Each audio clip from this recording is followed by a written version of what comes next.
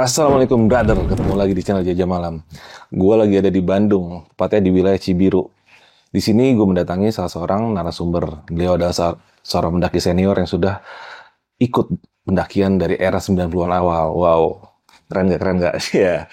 Dan kebetulan di segmen ini kita akan lebih banyak membahas tentang Gunung Ciremai karena narasumber punya banyak sekali pengalaman di sana karena itu salah satu gunung yang dekat tempat tinggalnya.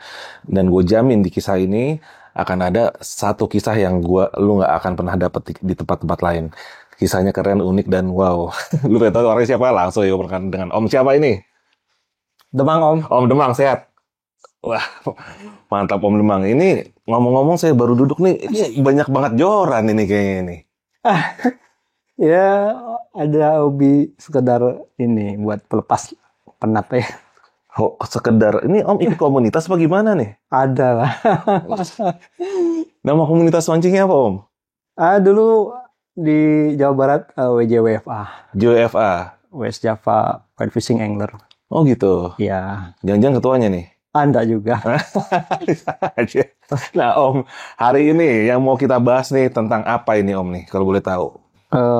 Kita coba bahas sesuai pengalaman saya di pendakian Ciremai yang entah 9 apa ke 10 itu di via Tingajati. Tahun berapa itu kalau boleh tahu? 94. 94. Ya, 94. Ya, pada saat itu memang banyak kejadian yang aneh, lucu, dan unik ya. Tahun segitu ya. Oh segitu. Ya. Dan yang kedua, kita coba nanti bicara masalah sesuatu yang tadi Om bilang, yang mungkin di channel lain nggak ada ya. Mudah-mudahan seru. Seru Om, gokil sih itu. Nah, bentar dulu. Harus lo tahu, kali ini Jajah Malam disponsori oleh White Coffee. Wah, kapan lagi gue dapet endorse ya kan? Lumayan buat DP motor ya kan, Tis? Thank you. Nah, Om, ini kalau nggak salah, luak White Coffee ini buat yang asam lambung aman Om. Iya, Katanya aman ya. aman buat asam lambung. Nah, buat lo yang asam lambung nih, ini ada alternatif kopi yang aman. Oke. Gue aja yang jarang ngopi-ngopi, bro. Sebelum kita mulai, ntar dulu masih ada lagi. Buat lu semua yang pengen baju gratis kayak gini, ini salah satu motif baju Jajah Malam ya. Di belakangnya ada logonya. Buat lu yang pengen gratis, lu bisa rekomendasiin temen lu, mantan lu, pacar lu, tetangga lu, supir lu, security lu yang punya cerita bagus dan layak buat gua angkat. Lu akan gua kirimin baju ini gratis. Motifnya lu tinggal milih di sini nih.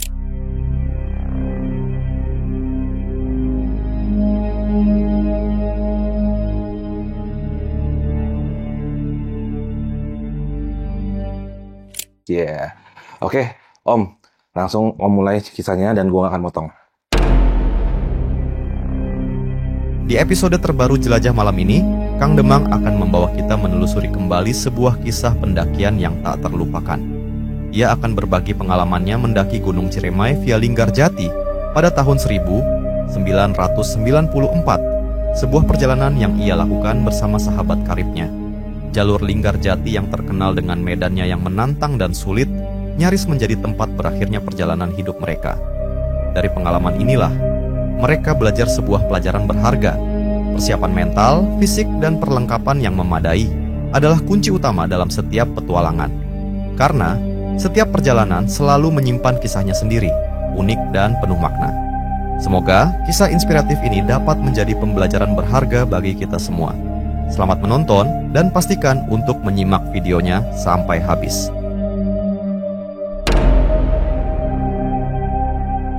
Awal kita perkenalan dulu kali ya, biar ini. Saya nama Rimba Demang. Dari dulu memang semenjak sekolah SMA itu memang anak-anak teman-teman panggil Demang ya. Saya sampai sekarang. Bukan nama asli. Bukan. Oh, Bukan. Nama okem. Ya, nama Rimba kalau orang dulu ya. Ya, emang pada saat itu lagi tren lah tuh punya nama Rimba, nama itu. Dan ya, sampai sekarang teman-teman yang masih aktif di pendakian masih panggil nama Demang. Ya, alhamdulillah. Sampai sekarang. Saya saat ini tinggal di Bandung sih Om. Tinggal di Bandung, tapi saya asli lahir di Kabupaten Kuningan.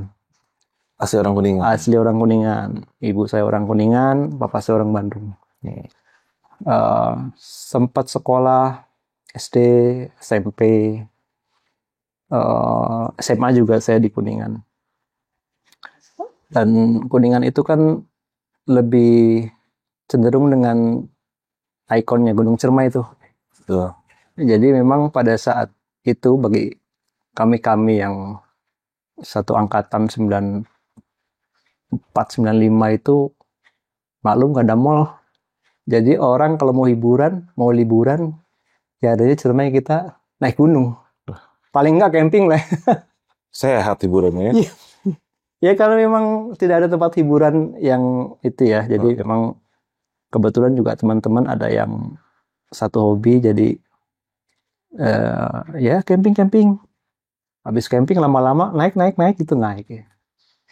Ya dari tahun 93 sampai 95 persis saya sekolah SMA itu memang banyak kegiatan kami di Kabupaten Kuningan itu ya di Palutungan.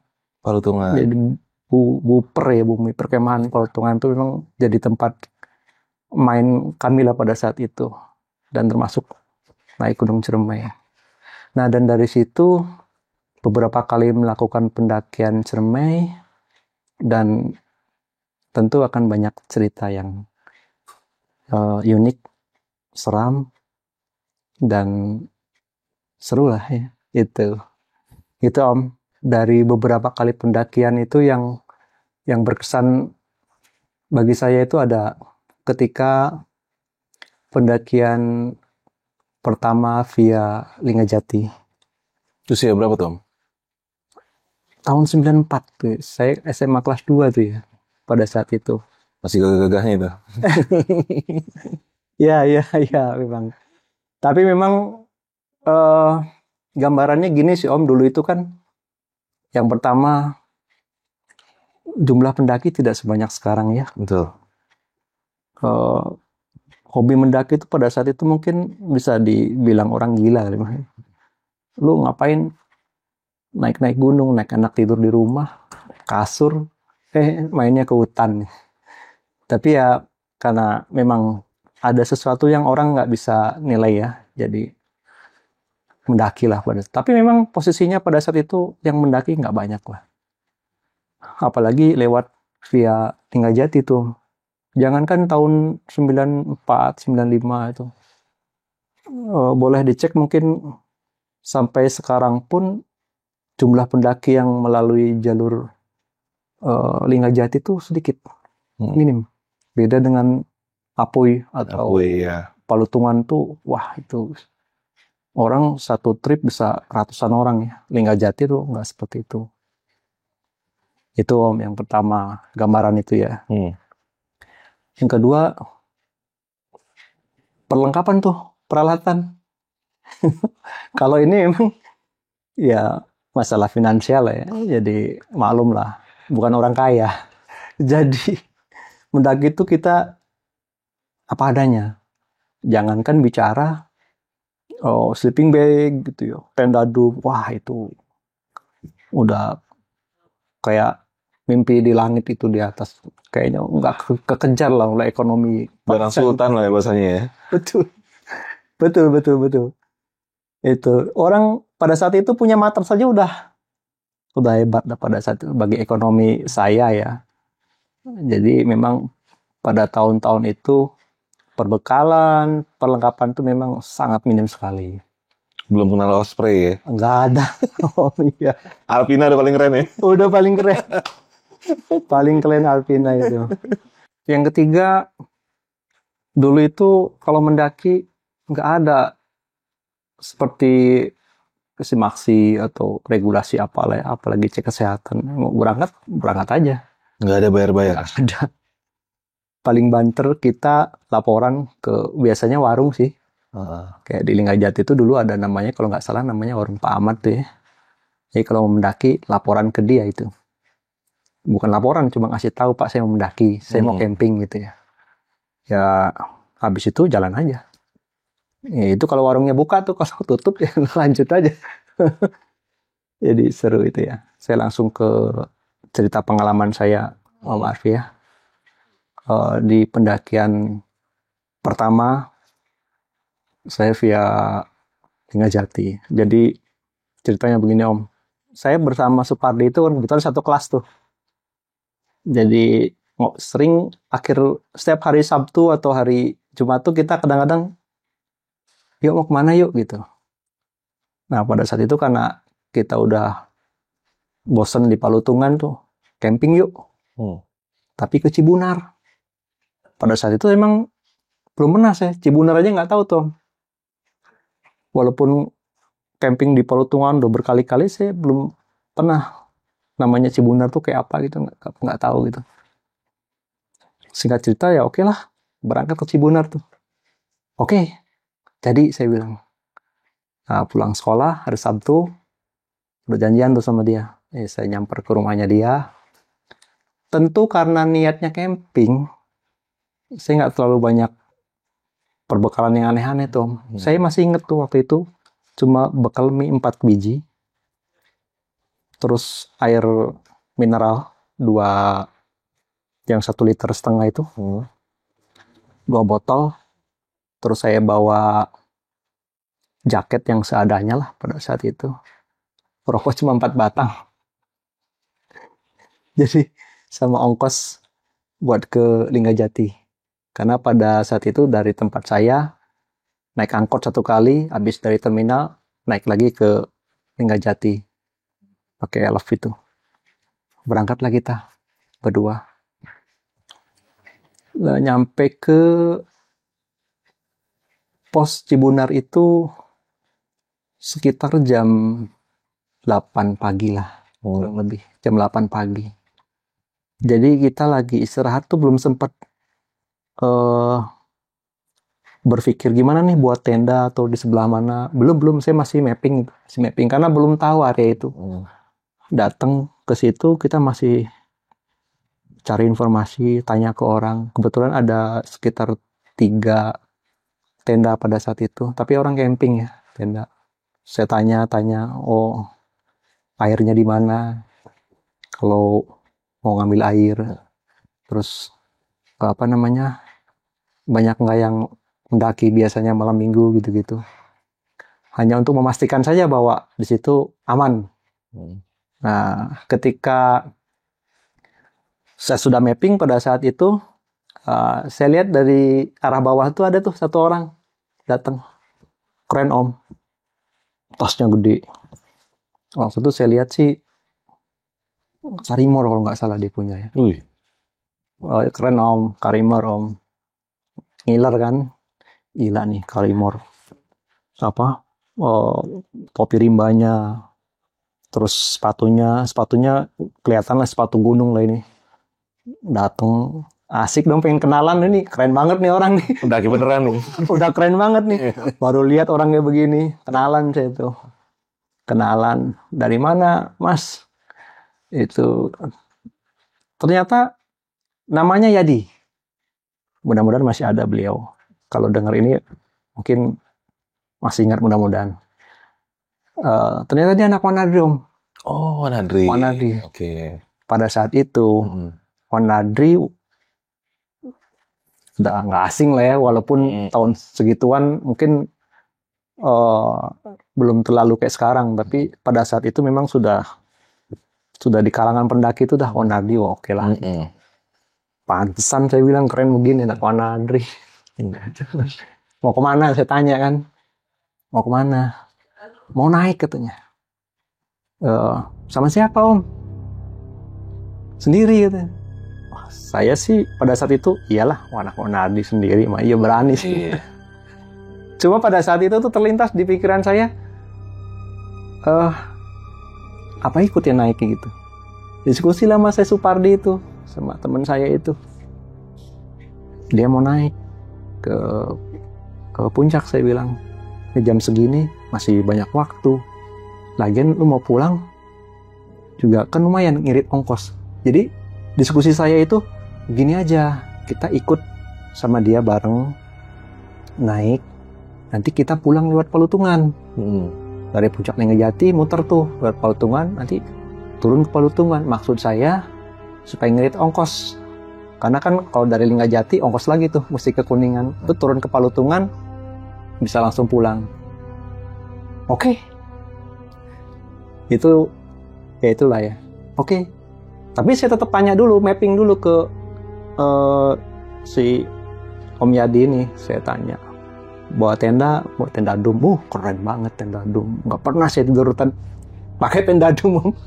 Paling banter tenda pramuka kan. Itu udah keren tenda pramuka dulu tuh. Sehari-hari kalau camping atau apa paling juga pakai terpal doang. Masih pakai terpal? Terpal 3 kali 5 harganya 28.000. Masih inget saya itu karena ya memang terbatas kan. Itu akhirnya saya izin lah sama Bang Yadi itu, Om saya ikut ya bareng, saya juga belum pernah naik. Jadi kalau Yadi ini ceritanya dia udah pernah naik Cermai lewat Linggajati. Jadi saya mau sekalian ngikut sama dia. Gitu. Cuma ya kita juga sudah berhitung dalam arti oke, mie cuma ada 4, sudah berhitung lah. Logistik kan logistik camping tuh. Asli. Jadi ya jangan ditiru lah itu. Orang gila itu. Cari mati itu. Jadi akhirnya oke lah sepakat. Si Yadi juga karena kebetulan dia bawa tenda dum sebetulnya buat berdua, tapi buat bertiga oke lah paksa katanya. Ya saya kan bawa terpal juga, cuma kayaknya nggak dipakai deh gitu. Berangkatlah kita. Jam 9 kita berangkat Om. Berangkat. Itu kan baru pertama kali tuh lewat Linggajati. Biasa Palutungan landai enak. Ini jalurnya kok kayak begini. Kalau orang Sunda bilang ku turdo tuh. Apa tuh? Tur kena gado. Tur kena gado maksudnya lutut kena dagu tuh. Lutut kena dagu. Jalurnya kayak begini banget. Jadi memang berat banget deh pada saat kok kayak gini. Tapi ya happy aja gitu. Nah kita sempat di jalan itu ketemu Om sama, kalau nggak salah di blok Kondang Amis ya, Kondang Amis tuh. Kondang Amis ketemu sama bapak-bapak bawa anak kecil tuh. Bapak-bapak anak kecil.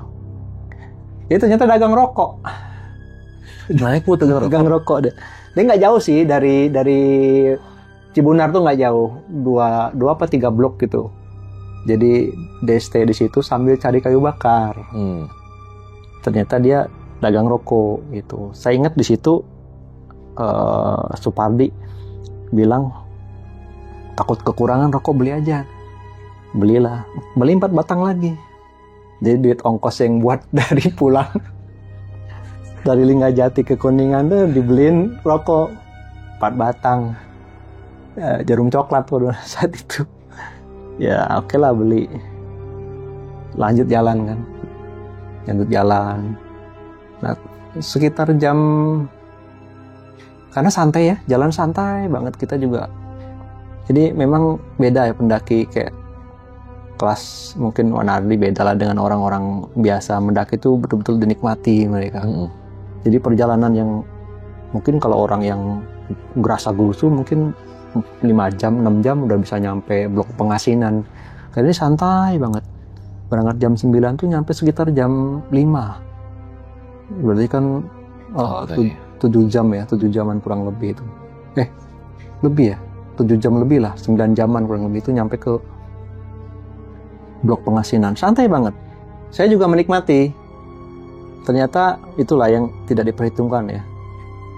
Posisi perlengkapan kurang, yang fatalnya nginapnya di Pengasinan, Om. Jadi Pengasinan itu dia sudah mendekati puncak. Udah paling sekitar 1 jam lah kurang lebih, ke 1 jam juga enggak kayaknya. Pengasinan tuh udah deket lah. Gitu. Dan dia terbuka areanya.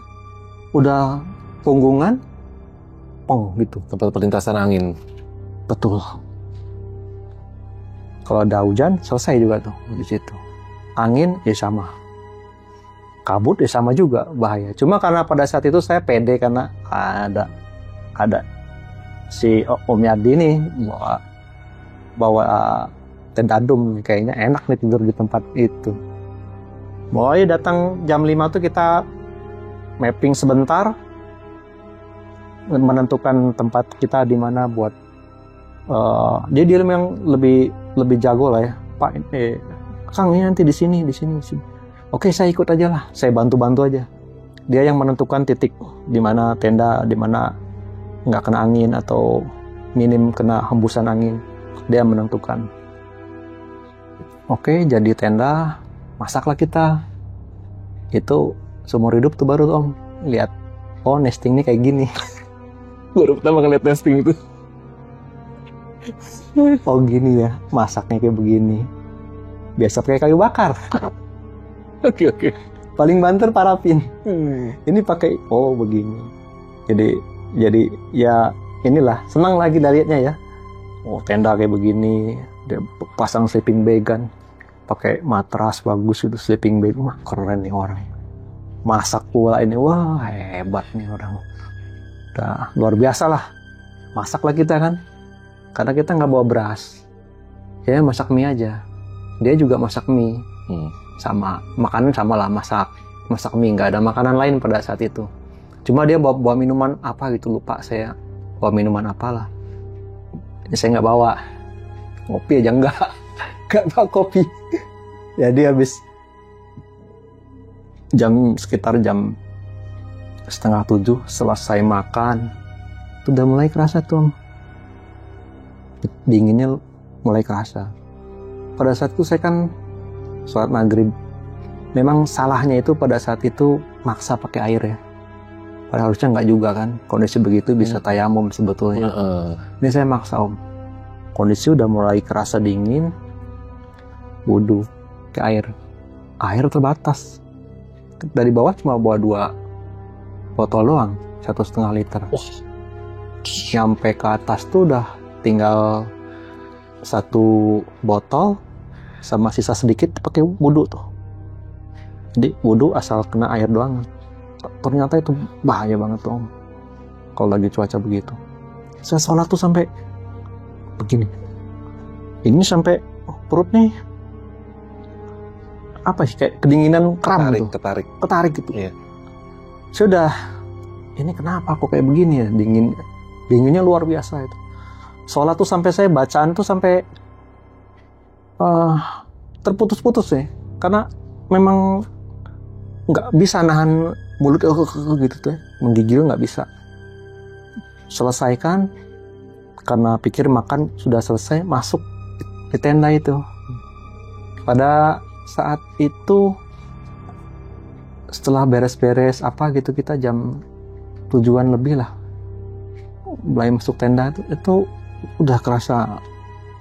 Karena memang pada saat itu saya cuma bawa kaos 1, baju flanel 1, celana gunung murah yang biasa lah itu, yang harga cuma 15.000 waktu itu saya beli di pasar baru.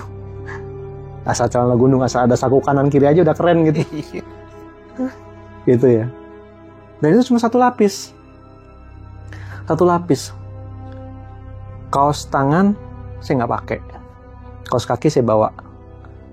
Dan sepatu sekolah Om, bukan sepatu khusus kayak begitu ya. Nggak bawa kupluk. Udah kebayang tuh leher udah seadanya jaket yang saya pakai warna telur asin, saya ingat tuh jaketnya. Ya jaket biasa, bukan jaket kayak jaket murahan lah dari pasar gitu. Itu udah kerasa mulai, kok nggak enak banget, dinginnya gitu, nggak enak banget. Sempet terpikir pada saat itu bikin api unggun deh. Cuma saya nyoba keluar karena kebetulan golok juga nggak bawa peralatan tebas nggak ada lah. Memang kita rencananya bukan untuk naik gunung saat itu. Keluar sebentar nggak kuat Om. Keluar sebentar udah dinginnya di dalam aja luar biasa. Pas keluar saya mau cari udah nggak kuat. Masuk lagi sama Supardi juga. Ini nggak beres nih kayak begini dong, tidur aja deh. Nah si Om Yadin nih, udah tidur aja, nggak benar kayak begini. cuacanya pada saat itu memang lagi musim panas. Wah, Musim panas. dinginnya lebih ya. Dinginnya lebih. Luar biasa lah. Nah itulah kejadian itu, saya bertahan sampai kurang lebih jam 11 malam itu udah masih bisa bertahan. Saya lihat jam masih bisa. Lihat jam masih bisa. Oh, jam 11. Perasaan lama banget. Mau pagi itu lama banget. Nah, sekitar jam 12 itu saya kaget kram. Sekitar jam 12-an lah, mungkin dari 1 jam dari situ, kram perut. Itu ternyata saya baru merasakan tuh. Sakit banget, Om. Kayak perut tuh kayak diremes. peras ya, kayak diperas. Tapi dia agak mending ketika kaki naik. Jadi lagi tidur nih, kaki agak ditarik gitu. Agak mending dia. Badan tangannya udah nggak karu-karuan lah. Terus udah sekian menit begitu lagi. Jadi lama-lama si lututnya tambah dekat ke perut. Wah, luar biasa sakitnya. Nah itu saya sih denger Supardi pada saat itu. Kalau Yadi kelihatan si Om Yadi ini kayaknya dia tidur aja gitu. Dia nggak tahu situasi pada saat itu, karena mungkin udah tidur ya dia udah. Dia ini udah nyaman. Udah nyaman. Kita nih setengah mati gitu. Jam 12 tuh saya denger Supardi tuh kayak mengerang. Jadi saya kan kepikiran nih, ini teman saya kan, saya takut ada apa-apa juga. Masih terlintas itu di pikiran saya, ini Supardi, saya panggil tuh, nggak jawab dia, dia mengerang terus. Jadi pas saya lihat jam 12 tuh saya kagetnya gini, Om, ini kan tidur gini nih. Saya kaget tuh pas buka tangan susah, buka mata nggak bisa buka mata. Ini kayak udah rapet gitu. Bukan nggak bisa, susah banget. Ini nih saya mau menjangkau senter yang saya bawa. Maksud saya nih Supardi kenapa gitu. Saya mau lihat dia gitu. Ngambil senter susah, tapi terjangkau, paksa. Saya bisa ambil senter, saya lihat Supardi. Ini udah biru dia mata dia. Udah berwarna biru ini, di bawah ini biru. Gitu ya. Saya pada saat itu karena tidak paham itu tuh apa sih gitu tuh. Nggak paham. Cuma pada saat itu saya berpikir nih nggak normal gitu orang kayak begini. Supardi ditanya pun nggak ada jawab. Posisinya karena memang sama sekali tidak bisa minta tolong ke siapa. Posisi udah saya mau minta tolong ke Yadi tuh kayak perasaan nggak enak. Sungkan lah, kita numpang ya kan. Betul, Om. Itulah dari salah juga posisi saat itu ya. Harusnya lebih darurat. Harusnya darurat. Saya bertahan itu udah halu tuh. Bertahan halu. Terus malam saya dengar azan. Saya pikir itu saya nggak tahu ya halu atau apa ya gitu ya. Tapi saya dengar azan, jelas sekali tuh. Dengar azan.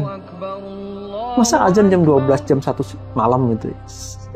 Masih pikirannya masih ada berpikir, cuma badannya udah nggak bisa digerak. Badan udah nggak bisa gerak. Nah yang saya kaget itu menjelang mungkin udah lebih jam 1 itu. Ya nggak bisa, nafas susah. Di situ saya berpikir, selesai nih kayak begini. Di pikiran saya tuh sempat mau nangis tapi nggak bisa ya. Cuma pikiran saya ingat ibu saya waktu itu, mama saya. Beliau itu kan, karena saya anak laki-laki paling besar, satu-satunya di 6 bersaudara, adik saya 5 perempuan. Jadi ada kedekatan khusus kepada ibu saya itu istighfar. Tapi saya udah berpikiran selesai itu. Ini selesai nih. Udah susah, napas udah. nggak bisa. Dan ini udah nggak bisa ditahan ya Om. Kaki itu udah nekuk ke badan sini, udah nekuk, udah betul-betul sakit luar biasa. Dan biasanya kan kalau orang sakit tahan sakit keringetan tuh. Saya baru paham tuh. Dia kalau keringetan baliknya karena merasa nahan rasa sakit, keringetan, biasanya malah tubuh jadi panas. Tapi ini enggak Om. Enggak ini. Insya Allah ada. Istighfar terus saya bisa-bisa di pikiran saya itu. Nah dalam keadaan survive seperti itu, posisinya sudah nggak bisa tidur. Bayangkan udah capek, dari pagi jalan, malam dihadapkan dengan cuaca seperti itu, nggak bisa tidur. Kondisi seperti itu. Si Supardi ini gimana keadaannya Om? Iya, saya bersyukur saya masih ya, ada umur. saya masih dikasih pertolongan. Tepat jam 3 kurang lebih itu terdengarlah sayup-sayup tuh, kayak dari bawah tuh ada orang ngomong Jawa. Orang Jawa tuh kan orang Cirebon ya. Saya pahamnya ini pendaki. Ini pendaki. Masih di pikiran saya tuh. Mudah-mudahan pendaki ya Allah. Ya. Semakin mendekat, saya makin yakin itu pendaki. Itu pendaki. Disitulah ada sugesti dari diri saya yang bisa lebih semangat saya pada saat itu, tidak kalah ya. Saya yakin itu pendaki. Semakin dekat. Alhamdulillah tuh, ternyata betul orang Cirebon. Bahasanya Jawa kan. Nah, saya belakangan tahu bahwa jumlah mereka 11 orang. Cuma pada saat itu saya nggak paham tuh. Dia datang merapat di Pangasinan, dan kebetulan di tempat kami itu mendirikan tenda itu ya, dia agak pelataran begitu, dia agak turun ke bawah 1 meter. Jadi di bawah ini aman lah gitu. Itu ada tempat, mungkin kalau pasang tenda bisa 3 apa 4 tenda lah. Jadi dia ngumpul di situ tuh, di depan tenda. Saya dengar tuh mereka ngomong, bikin api unggun. Saya yang kedenger tuh bikin api unggun. Ya, mereka carilah api unggun. Tapi itu kedenger terus Om. Tapi saya nggak bisa gerak Om. Nggak bisa gerak. Cuma Supardi masih gitu. Tapi saya dengar itu mereka bikin api unggun. Sudah, alhamdulillah. Salah satu dari mereka tuh sempat ketuk-ketuk tenda tuh, kayak tenda di gini-gini nih. Gitu. Say hi. Mas gitu. Rupanya erangan teman saya ini kedenger tuh. Kedenger. Mungkin kalau Supardi nggak seperti itu, Mereka nggak tahu. Selesai itu. Benar-benar. Saya yakin selesai, saya mati sudah. Untungnya Supardi mengerang. Dan dia nggak berhenti mengerang dari jam 12 malam itu. Karena memang udah parah itu. Nah, saya nggak tahu ngomong apa lah dia, nggak paham saya. Tapi ini ada orang kayaknya kurang lebih ya. Mungkin itu. Ini ada orang kayaknya masalah nih dalam. Salah ya. Itu. Bikinlah mereka api unggun besar ya. Ngomongnya apa ya? Cek. Cek. Wow. Mulai ngecek dia. Dibuka. Iya dibuka, ada. Mas saya izin ya gitu. Diizin. Ada 3 orang waktu itu yang ada 3 suara gitu yang istilahnya. Izin ya Mas, izin. Buru-buru bisa ngomong saya Om. Ya dibuka lah itu sama mereka dari luar tuh dibuka. Setting dibuka. Nah, lihatlah penampakan pada saat itu seperti itu. Dan ditarik tuh akhirnya saya dipangku, dipapah di pangku. Ngomongnya tuh apa? Iki wonge beli bisa gerak gitu. Istilahnya ini orang udah nggak bisa gerak, katanya udah beku katanya. Tolong. Jadi berapa orang tuh langsung merapat itu. Om Yadi tidur Om. Pules dia. Masya Allah. Ya itulah ya. Saya ditarik, Supardi ditarik di perapian. Jadi kita didekatkan ke api itu. Ditanya saya nggak bisa jawab, belum bisa jawab. Mungkin sampai 2 jam lah. 2 jam tuh saya nggak bisa jawab. Ditanya apa saya nggak bisa ngomong. Emang ini dagu nih kayak keras banget gitu ini, nggak bisa nganga, nggak bisa gitu. Terus dia ngomong tuh, saya dengar tuh lambene wis warna biru katanya, bibirnya udah biru katanya, kayak gitu-gitulah. Dikasih air minum nggak masuk tuh Om. Awal-awal saya dibawa keluar, dikasih minum air, barangkali haus mungkin, tapi air dingin karena belum ada air panas. Nggak masuk. Ribut tuh mereka. Jangan air dingin, air panas. Jadi mereka masak dulu air panas. Dibuatin air. Saya masih ingat dia nyuapin saya pakai wedang jahe. Wedang jahe itu belum bisa masuk. Cuma di sini ada kerasa manis itu. Manis. Udah tercium ada bau jahe kan itu. Nah itu dibantulah sama mereka. Jadi mereka itu jumlahnya semuanya ternyata 11 orang, belakangan saya tahu. Dan yang 3 orang tuh nggak muncak Om. Jadi yang 8 jam 5 pagi berangkat. Yang 3 orang tuh ngurusin saya sama Supardi. Luar biasa. Mudah-mudahan orangnya masih ada nih sampai sekarang. Dan terima kasih banyak udah nolongin saya pada saat itu. Mereka mengorbankan keinginan mereka naik puncak buat nolongin saya.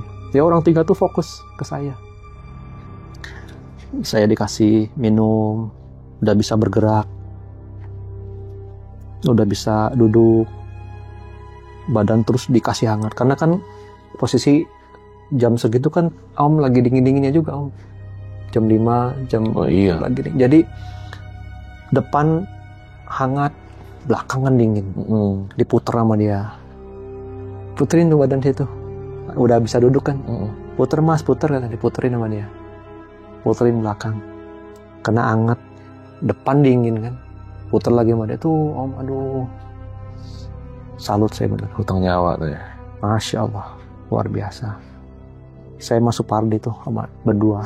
Diatur sedemikian rupa sama mereka. Mungkin saya nggak tahu ya, orang ini mungkin paham ya masalah itulah. Cuma mereka melakukan itu kayak natural gitu aja. Nih dingin, sebelah sini panas, puterin sama dia. Sebetulnya sederhana ya, sederhana. Konsepnya sederhana. Tapi mereka lakukan itu betul Om. Mereka treatment seperti itu betul. Saya itu bisa komunikasi sekitar jam 6 lah, jam 6. Berarti 3 jam setelah itu baru bisa komunikasi. Baru bisa dikasih makanan. Saya masih ingat tuh dikasih biskuit Roma. Dikasih makan biskuit, dicelup. Karena nggak bisa itu dicelup. Wah, luar biasa. Minum. Udah bisa terus bicara, tanya dari mana. Saya dari Kuningan. Ya, itu nggak tahu dia yang satu di dalam itu bukan orang, maksudnya bukan orang bareng sama saya, teman bener gitu, cuma ketemu di bawah. Orang itu bangun jam 6. Bangun jam 6. Jadi Om Yadi bangun jam 6 karena dia posisinya nggak tahu tuh. Nggak tahu apa-apa dia. Nggak tahu dia. Saya taunya, dia taunya saya udah bisa makan, udah bisa minum. Dan saya nggak bisa cerita banyak. Nggak bisa cerita banyak. Cuma pada saat itu memang mungkin si orang ini juga mikirnya ini orang egois banget gitu. Karena nggak kenal. Iya. Mungkin ya, saya yakin. Ya pastilah. Iya. Temen lu 2 mau mati, lu enak-enakan tidur kan gitu. Iya. Tapi saya nggak bisa ngomong banyak lah. Jadi mereka juga tulus kok, nggak terlalu nyalain apa gitu. Mereka fokus ke saya aja itu. Jadi Yadi beres-beres tenda, saya udah mulai bisa bangun, bisa, karena sadar badan kalau nggak digerakin parah. Sementara perjalanan mau pulang tuh kan saya juga mesti udah mulai normal lah berpikir ya. Nggak mungkin saya minta tolong ke bawah atau digotong sama orang atau dievakuasi, enggak lah, enggak. Pada saat itu ya, beda sama sekarang, komunikasi mungkin jauh lah ya dulu. Jadi harus berusaha sendiri, mau nggak mau, fight. Tapi tetap di pikiran saya, tetap saya mesti pulang ke Palutungan. Dia udah habis dibeliin rokok tadi di bawah tuh. Ya singkat cerita ya dia itu beres-beres, dia muncak sendiri, pulang lah. Jadi itu sempat ketemu jam 7-an lah, kalau nggak jam 7 apa jam 8-an gitu. Saya lagi jalan ke atas, dia pulang ke bawah, ketemu sempat. Tapi ada saya, hey terima kasih, nanti ada waktu saya main ke Bandung, dia bilang. Karena betul dia kuliah di Bandung. Di itu Bagus Ismail tuh, kos-kosannya dia tuh. Nah, cerita jam 8, jam 9, saya udah agak seger. Terima kasih banyak, luar biasa lah, luar biasa lah pada saat itu ya.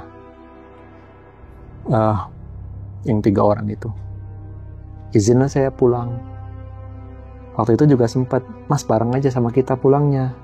Nanti kalau ada apa-apa bisa banyak temen.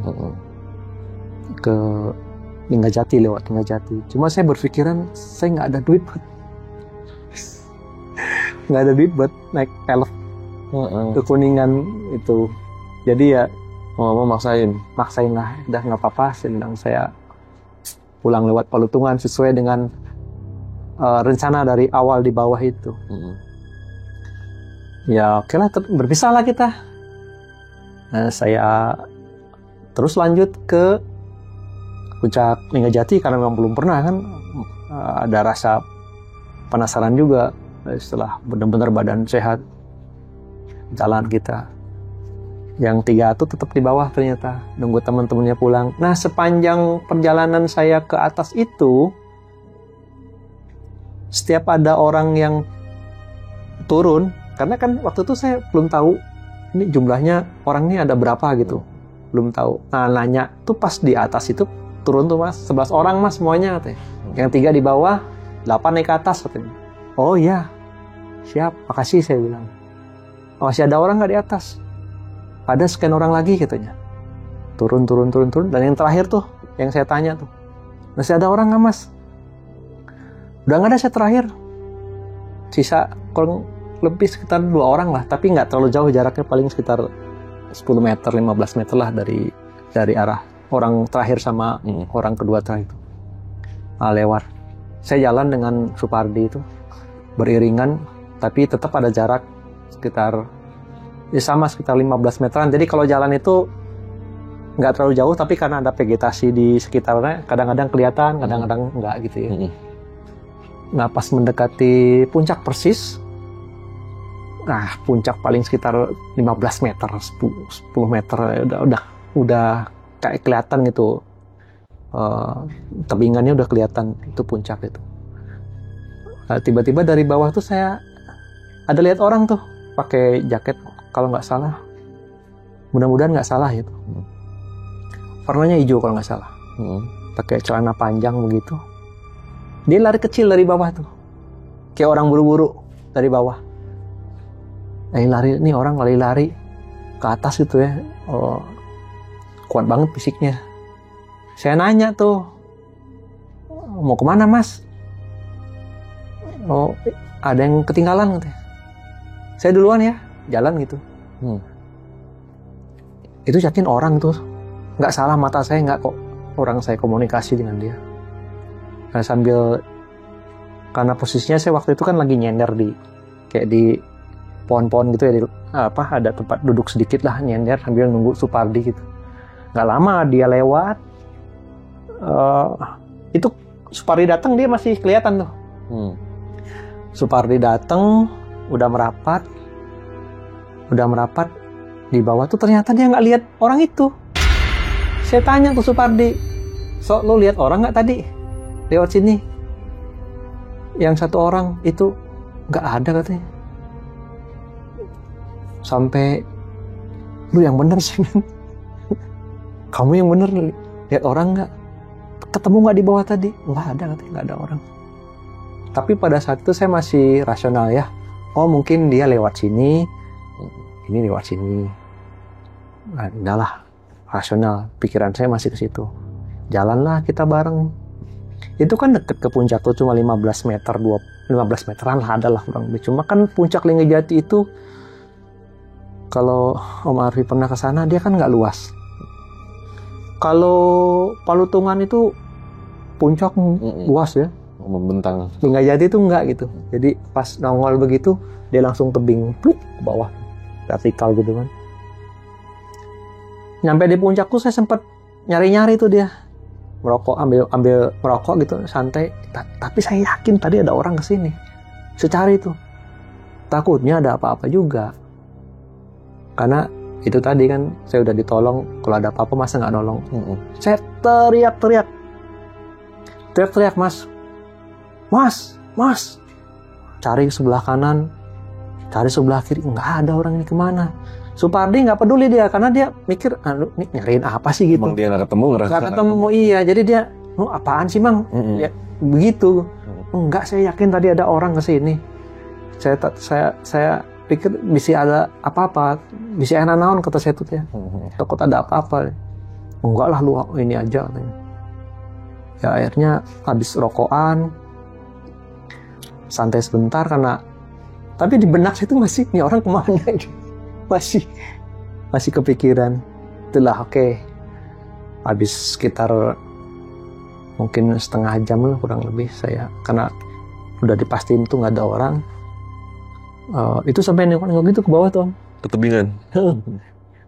Barangkali kan kita nggak tahu nih. Iya. Penasaran kan. Nggak ada nih kayaknya, nggak ada tanda-tanda apalah. Udahlah mungkin orang tuh kemana gitu. Apa ada yang ketinggalan mungkin di atas. Apalah nggak ngerti, saya nggak paham. Akhirnya kita lanjut tuh. Posisinya tuh Om, saya tuh belum pernah keliling kawah dari puncak Linggajati ke Palutungan, belum pernah. Jadi raba-raba lah kita pada saat itu. Raba-raba dari puncak Linggajati ke Palutungan. Nah ini yang lucu lah, ada lucunya juga ya. Posisi air pada saat itu, karena pikiran saya kan sering lewat Palutungan tuh. Sempat orang Cirebon yang di bawah kemarin tuh, yang tadi pagi tuh bawa air, bawa aja mas air. Seperti dibekelin. Dia sempat ngomong gitu. Nawarin, tapi saya pikir enggak lah. Waktu itu tinggal setengah tuh. Jadi dibawa naik tuh, ya udah diminum terus kan, orang berdua. Karena pikir saya, ntar di Gua Walit juga ada. Memang biasanya ada di Gua Walit tuh bisa tetesan. ada air biasanya. Sudah berapa kali lewat Palutungan, emang selalu ada tuh. Nah, pikiran itu kan nggak ada masalah air.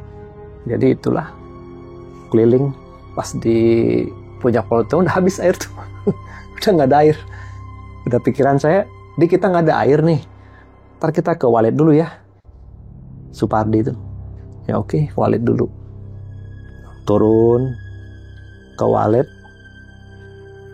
cek nggak ada air. Kita turun nggak ada air, gimana? Saya sampai nunggu itu, mungkin ada 15 menit, penasaran saya nyari-nyari itu.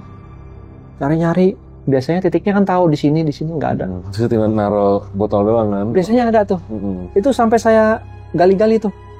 Pasir, biasanya mungkin ada ya, serapan-serapannya. Kering om. Habis itu sama Supardi di depan Gua Walit tuh berdua. Kita nggak ada air loh. Kita mesti bikin planning ngapain gitu. Nggak ada air. Mau gimana lagi? Titik air saya ketemunya di bawah lagi nanti di Cigowong. Oh jauh banget. Di pos 1 tuh kan jauh. Kurang lebih sekitar 5 jam mungkin perjalanan itu. Jadi udah capek, turun dari puncak ke Walet kan lumayan. Apalagi saya mesti nanjak lagi ke jalur lagi. Dan dilalah tuh pada saat itu jalur Putungan itu nggak ada yang naik, nggak ada yang turun, nggak ada temen om, nggak ada temen. Jadi memang nggak ada teman sama sekali yang bisa dimintain tolong gitu ya. Akhirnya ya sudahlah, turun kita, santai aja. Ya sesantai-santainya turun Om. Itu tetap haus nggak bisa ditahan ya. Ini yang ya ketemu di blok Pasanggerahan sih awal itu udah nggak kuat. Saya udah nggak kuat sama sekali, udah lemes badan, udah dehidrasi itu. Kalau dehidrasi udah padahal pusing kepala Om. Berat pusing banget kepala, itu udah parah ya. Itu pun tahunya saya udah berapa tahun kemudian, dehidrasi itu kayak begitu. Pada saat itu ya itu. Jadi kalau dulu tuh Om, di jalur Paltungan itu kan kayak ada macam lu kencing jangan sembarangan. Jadi orang-orang tuh kalau kencing dibotolin. Ada yang digantung-gantung ya. Betul. Gitu. Kan gitu kan. Pernah digantungin gitu. Itu banyak. Saya sama Supardi sempat kita nggak ada minum. Jadi udahlah ini aja saya bilang. Gila. Daripada mati. Iya sih. Badan lemes, bahaya kan. Cuaca dingin. Terus perbekalan udah nggak ada. Rokok udah nggak punya. Nggak ada makanan apa sih. Sama sekali nggak ada. Sempat sih di jalanan kita ngambil pohon yang ada yang ada airnya tuh, saya potel gitu, digigit, tapi itu susah lah, itu susah. Jadi akhirnya udah bismillah aja dah, pakai asal itu di air kencing. Kencing orang itu? Gitu ya, kencing orang.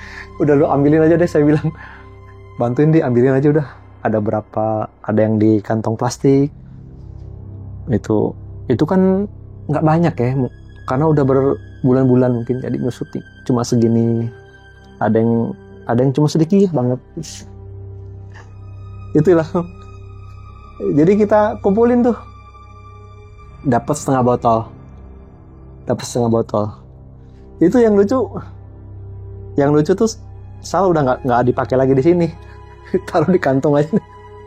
Udah takut baunya aneh-aneh kan. Sempat digini-gini dulu. Aman gak? Aman gak? Terus Supardi, daripada mati saya bilang udah minum aja. Asam-asam dikit lah. Minum lah Om. 1 teguk pertama. Ya kan seger kan airnya kan. Dinginnya dapat, cuma ada asam. Nah itulah nggak ada. Hidungnya aja tutup sih. Itu benar tuh. Minum 1 teguk, 2 teguk, habis merasa mungkin Supardi juga sepakat, ini aman kayaknya nih, sikat aja loh dokter. Akhirnya kita pede tuh, pede artinya udahlah aman nih, air kencing banyak. Jadi yang lucu tuh Supardi ngomong udah aman nih, air kencing banyak. Itu gila itu. Jadi ya ampun. Yang lucunya tuh air kencing banyak, bahasanya begitu. Ya sudah, gas saya bilang. Turunlah kita. Ketemu di Arban, haus, hotelin lagi tuh air kencing. Yang paling itu dari Supardi itu ngomong dia, tenang aja, air kencing banyak katanya. Jadi sudah, gas kita. Turun lah kan. Ketemu di Arban, udah habis. Cari lagi. Tapi pada saat itu memang nggak susah Om. Artinya nggak sesulit cari mata air lah. Ini ada nih udah. Tapi memang kita pilih-pilih ya. Yang agak kuning-kuning banget, kuning-kuning pekat juga nggak berani kita. Cari yang agak-agak bening-bening dikit lagi. Tapi tetap ya air kencing kan namanya kan. Kita sempat 3 kali sih kolek air kencing. 3 kali itu, terakhir tuh di Kuta sebetulnya udah deket ke Cigowong, tapi karena udah haus banget, nggak tahan, akhirnya kita ambil aja air, cuma nggak banyak, asal ada buat menyejukkan leher lah. Itu. Jadi turunlah kita Om, ketemu Cigowong. Jadi Cigowong tuh kalau zaman dulu ya, tentu tidak digambarkan sekarang tuh kan luas. ada warung kan Cigawong tuh, ada tempat, ada musola, bahkan ada WC, ada apa namanya, tempat air buat ngambil juga sekarang enak, tinggal pakai keran gitu aja. Airnya dari gunung memang. Dulu nggak seperti itu, nggak ada Om. Sungai aja udah. Jadi air dari mata air itu turun kayak ke kali gitu. Nah kita turun ke Cigawong, ambillah paling ujung sih air minum, turun langsung. Ya itu kan rentetan ya Om ya.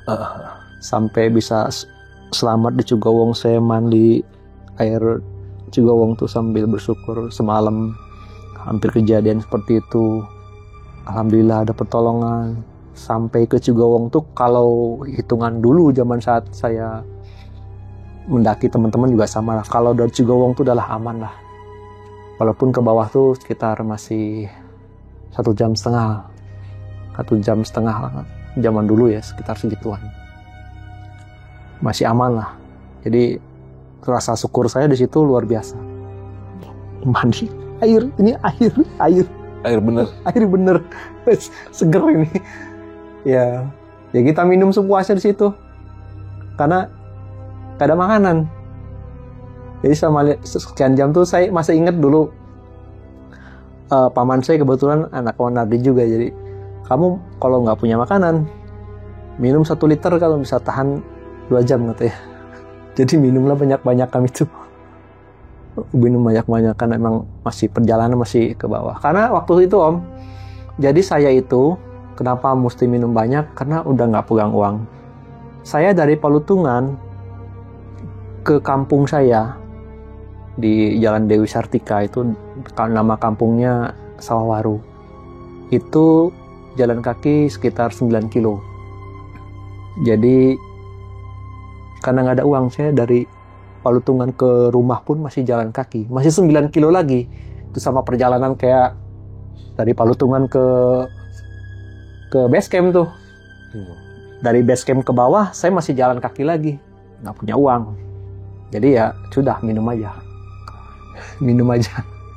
Pulanglah kita. Alhamdulillah datang ke rumah, saya suntangan ibu saya peluk. Ibu saya nggak usah tahu lah cerita itu ya. Tapi saya, ini tumben enak ini katanya. Tumben, taunya kan camping ya. Jadi saya cium tangan, saya peluk ibu saya. Alhamdulillah. Dan itu yang tadi orang yang pendaki yang nggak ketemu itu gimana tuh akhirnya? Gini Om, saya baru tahu setelah kurang lebih 1 minggu lah setelah itu ya. Ternyata saya ada kabar sih dari waktu itu, ada organisasi, kalau di Kuningan itu ada namanya Pencinta Alam Akar. Pada saat itu ada informasi ternyata di Kawah Linggajati ada yang jatuh, ada korban jatuh, meninggal. Dan kalau saya tarik mundur, saya perkirakan ya pada saat itu timingnya pada saat itu. Jadi minggu itu saya berangkat dan ketemu dengan orang itu, seminggu kemudian ditemukan. Dievakuasi juga pada saat hari apalah gitu, saya lupa ya itu. Persisnya evakuasinya saya tidak mengikuti sampai detail karena memang pada saat itu informasi kan tidak secepat sekarang ya Om ya. Jadi hanya dari mulut ke mulut aja, tidak detail, tapi memang informasinya meninggal. Nah yang saya belum tahu itu apakah orang ini bagian dari yang Cirebon itu. Oh, yang grup 11 itu. Ya, saya nggak tahu tuh. Apakah dari bagian Cirebon itu, kan saya nggak tahu tuh. Orang itu pada pulang gitu kan. Saya nggak tahu tuh. Apakah mungkin mereka pas di pengasinan bisa jadi ya. Ini si ini mana? Si ini. Bisa jadi kan seperti itu ya. Iya. Cuma pada saat itu saya memang nggak itu. Ya nggak tahu sama sekali. Belum ada media sosial kayak sekarang. Belum ada dan nggak tahu gitu. Saya taunya 1 minggu setelah itu kalau nggak salah kurang lebih itu ada kabar yang orang itu jatuh. Saya nggak tahu yang ketemu dengan saya di puncak Linggajati itu, saya nggak tahu itu orang apa Karena cuma ente yang lihat. Itu, iya. Itu yang saya masih nggak tahu ya. Walau alam. Walau alam itu nggak tahu. Yang jelas faktanya ada orang jatuh meninggal dunia di puncak Linggajati.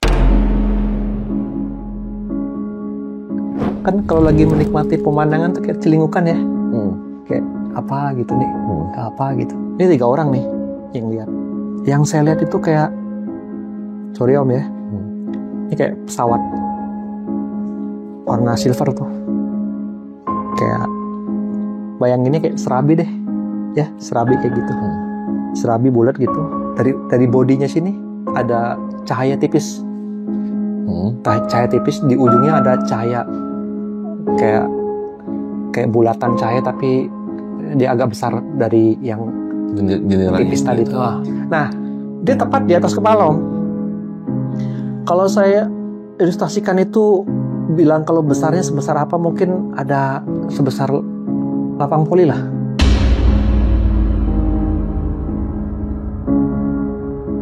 Itu belum hilang yang pertama tuh. Ini datang dari kanan. Berarti posisi ada 2. Ada 2. Oke. Yang satu di depan sana sudah. Yang satu lagi dari sebelah kanan ini arah ke sebelah kiri. Itu sama begitu. Bentuknya sama. Nggak ada suara sama seperti itu.